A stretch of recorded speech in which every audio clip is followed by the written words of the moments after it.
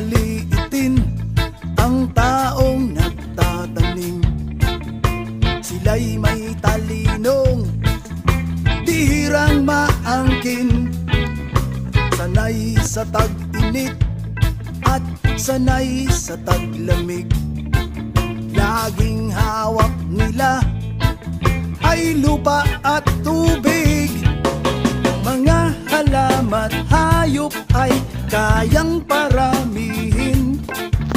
Buhay na bayani, kapangyariha'y pagkain.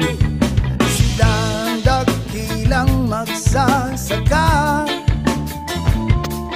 mga kamay ay may agimat, galing